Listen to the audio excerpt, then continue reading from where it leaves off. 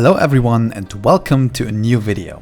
Today I want to have a look at the upcoming character for Naraka Bladepoint that was announced in the E3 trailer, Yoto Hime.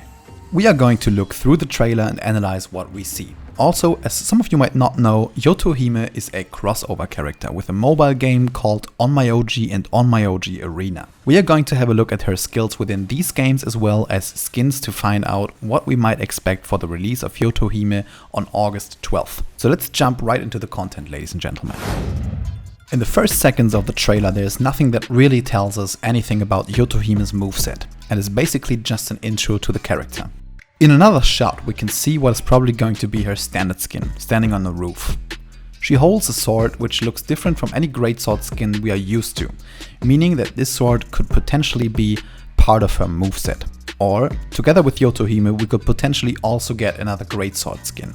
In the next step, we are then surprised by an action-packed combat scene, in which we can see Yoto Hime using her skills. Let's slow this scene down a little bit and see what we can find out. At the start of the scene, we can already see that she has equipped a katana instead of a greatsword. She then throws what seems to be a spinning greatsword at the first enemy in line, which also seems to block arrows in its path. This is probably the sword that we saw in the intro. You can see the sword hitting and staggering the enemy multiple times. Then she teleports to the enemy and suddenly has the sword in her hand that we saw in the intro, striking him with what seems like a greatsword moveset. Afterwards, we see the spinning sword moving to the next enemy and the whole process repeats itself. Again, after the second enemy, the whole process repeats itself with the third enemy in line as well.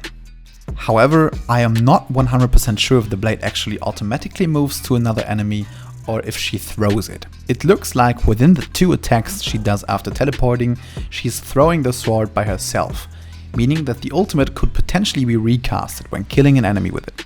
So what we saw in this video could have been her ultimate attack, or a combination of ultimate skill and normal skill. It could be that her ultimate means throwing a spinning sword at the enemy that allows you to teleport to it, knocking him up and then move on to another target with up to 3 targets in a line. At the end of the video, we see her summoning a lightning. This is the animation of summoning the Bane Breath, so I assume this was just done for a style of purpose because it fits her well. To get more clearance on potential skills, we can have a look at her skills from the mobile games. As already mentioned, Yoto Hime is a crossover character that is originally part of the game Onmyoji and Onmyoji Arena. To understand what her origin offers to transfer any ideas to Naraka, we can have a look at her skill set from these games as well as her skins. Within these games, Yoto Hime functions as an assassin, and her job is to quickly engage, finish enemies and disengage afterwards. Her first ability is called Morale. This is a passive skill, and it means that if she attacks the same enemy 3 times in 4 seconds, her movement speed increases and she gains slow immunity for a few seconds. Taking into account that there are no passive skills for the characters in Naraka Bladepoint, I assume that this is not going to be transferred to the game. Her second ability is called On Guard. Within this skill, she enters a defensive state, becoming invincible for 0.75 seconds.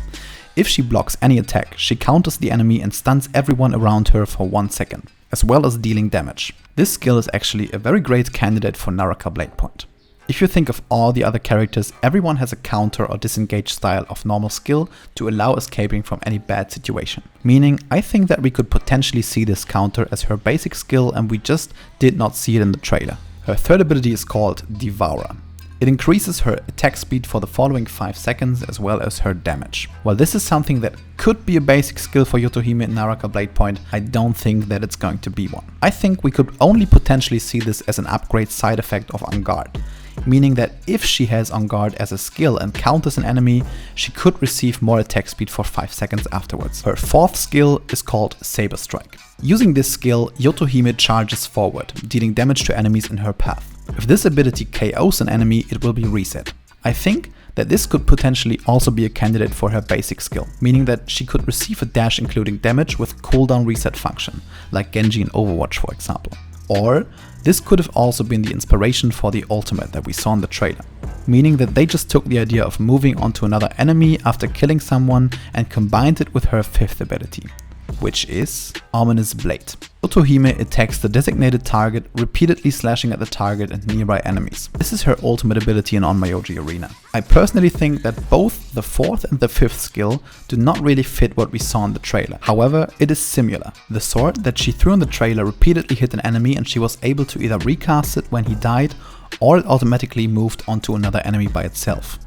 I think that we will find both ability 4 and 5 being more of an inspiration for a new created ability that is going to be her ultimate in Naraka Bladepoint. Before Onmyoji Arena released, there was a turn-based mobile RPG called Onmyoji. Within this game, Yoto Hime basically just has one active skill, which is called Savage Combo. Within this skill, she hits an enemy 6 times. However, if the target is defeated, she uses the remaining attacks on the next enemy with the lowest HP. Again, we have a similar attack that does not 100% fit what we saw in the trailer, but also could have been inspiration for her new Naraka ability to allow her to move onto different enemies after defeating one. Also, looking at the Onmyoji Arena skins of Yoto Hime, we could get an idea of what we can expect as skins for her in the game. Just take a look at the following skins.